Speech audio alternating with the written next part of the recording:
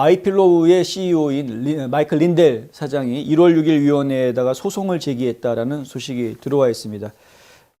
하원에서 지금 1월 6일 사건에 대한 조사를 하기 위해서 특별위원회를 조직을 했는데 겉으로는 초당적이긴 하지만 실제로 내용을 보면은 9명 의원들 중에서 7명이 민주당 의원이고 2명이 공화당 의원인데 그나마 그 2명은 대표적인 라이노 의원들, 두 의원 다 그 지역에서 와이오밍도 그렇고 인디애나인가요? 거기도 그렇고 그 의원들이 지역구에서 너희는 공화당원 아니야라고 이런 그 투표가 진행이 될 정도로 지금 공화당에서 인정받지 못하고 있는 그런 인물들이죠.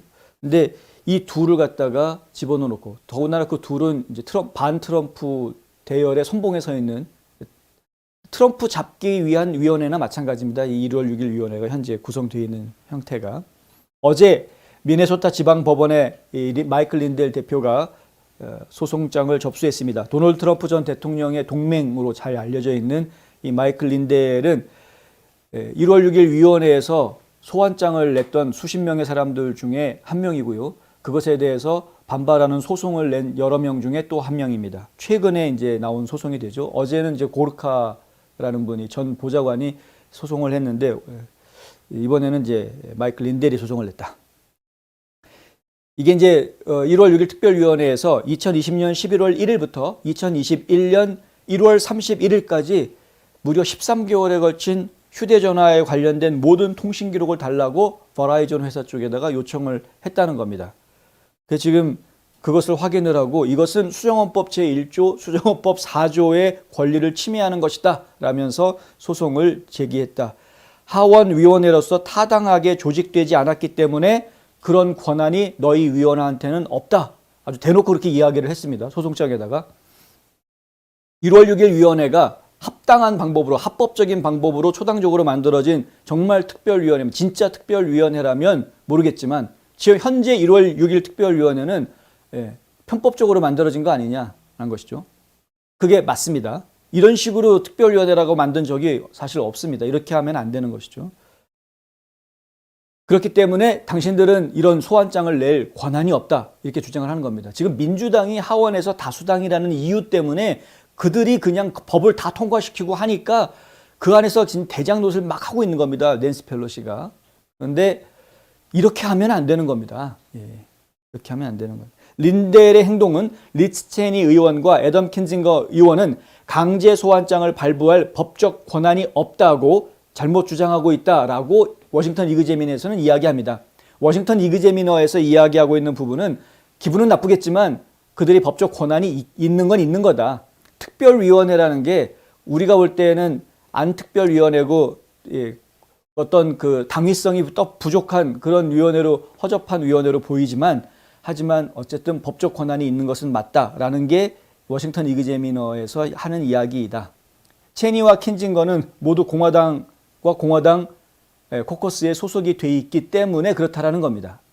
그러니까 이들이 만약에 공화당원들이 아니다라고 하면 그러면은 뭐 지금 린델 대표가 주장하는 대로 1월 6일 특별위원회는 저거 합법적이지 않은 불법위원회 이렇게 주장할 수 있는데 하필이면 이 체니 킨징거 이 둘이 공화당 소속이기 때문에 특별위원회를 법적으로 하자가 있다라고 말할 수가 없는 상황이다라는 것이죠.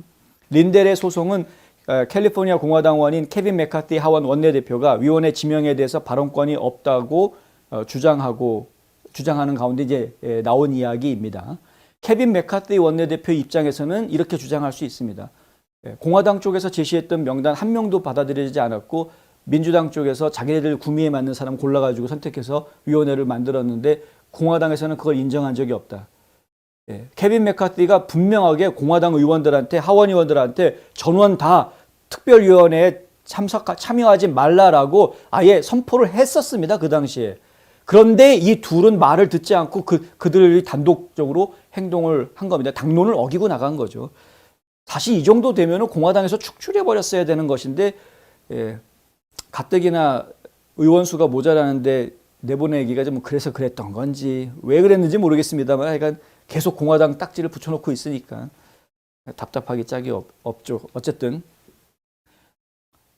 소환장은 특별조사위원회의 조사 범위를 훨씬 벗어난 기록을 요구하기 때문에 특별조사위원회의 권한을 넘어선다라고 또 린델은 주장합니다. 이제 세 번째 요점이 나온 것이죠. 이게 지금 특별조사위원회에서 조사를 할 거면 1월 6일 사건에 관련된 부분만 조사를 해야지 왜 2021년 1월 31일까지 그것도 2020년 1월 1일부터 왜 그렇게 11월 1일부터군요. 2020년 11월 1일부터 2021년 1월 31일까지 이러면은 석 달이군요. 석 달. 3개월 치고. 근데 이렇게까지 많이 조사할 필요가 없다라는 것이죠. 지금 얘기하는 것은. 지금 월권하고 있는 것이다. 위원회에서 월권하고 있는 것이다. 수정헌법 제1조, 4조 여기에 보면 이제 자유발언하고 그다음에 프라이버시 보호 이런 부분들이 나오는 것인데 그런 것들을 어기고 지금 이제 헌법을 어겨가면서 특별위원회가 활동을 하고 있는 것이다라는 지적을 하고 있는 겁니다. 인가받지 않은 범죄 수사를 하려는 은밀한 노력이다라고 린델 대표는 강력하게 비판했습니다. 유효한 입법 목적을 진전시키는 것은 아니다.